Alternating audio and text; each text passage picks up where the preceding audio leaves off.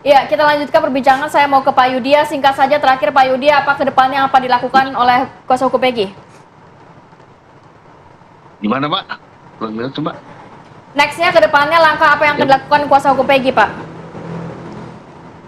Iya, Singkat kita saja. tetap untuk mencari keadilan dari Peggy Setiawan lah. Makanya ini kan ada alur yang emang berubah dan terpotong. Makanya ini proses masih panjang karena dari Liga Akbar juga kan menyebutkan beberapa orang yang harus diminta konfirmasinya, termasuk dari pihak penyidik. Tuh, makanya ini proses masih panjang dan kita juga sambil menunggu langkah-langkah berikutnya sih Mbak. Baik. Baik, selanjutnya Bang Vincent. Terakhir Bang, dari Abang singkat aja Bang, mengenai kasus kematian Vina dan juga Eki ini. Ya, baik. Kalau menurut saya, pertama kalau memang dari pihak Peggy Setiawan merasa memiliki saksi-saksi yang kuat untuk menganulir keterlibatan dia dalam tindak pidana ini, yang menurut saya ini memang bisa dilakukan pra peradilan terhadap sah tidaknya penangkapan itu.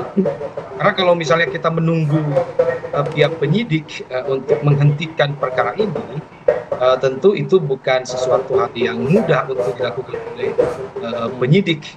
Karena ini penyidik berupaya untuk membuktikan bahwa ada keterlibatan dan benar ada keterlibatan Peggy Setiawan. Jadi langkah yang harus dilakukan harus diuji karena memang kan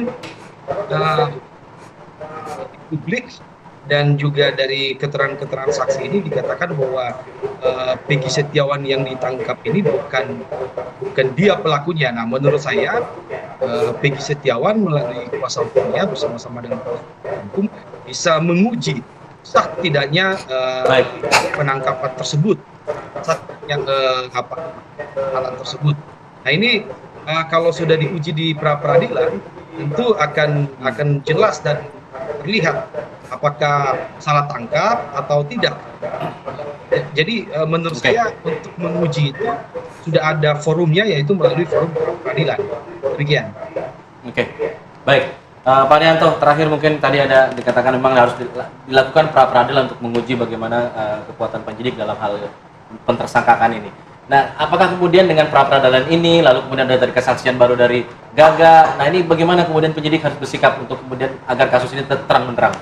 Ya, dengan banyaknya sanggahan-sanggahan ini ya, menurut saya ini malah bagus ya. Untuk penyidik lebih tajam lagi mencari barang bukti yang menguatkan si Peggy ini, apakah dia terlibat apa tidak. Ya.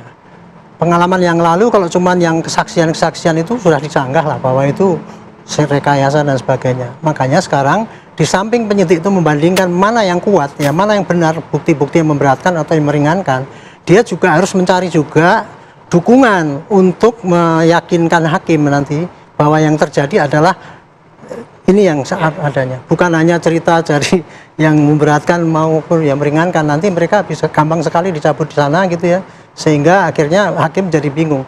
Ya, ini terakhir penyidik harus hati-hati bahwa kalau hanya membebankan ataupun mendambakan pada keterangan saksi, kira-kira nanti hakim jadi tidak yakin itu putusannya, sehingga bisa berubah dari putusan yang tahun 2016 dulu. Kira-kira gitu.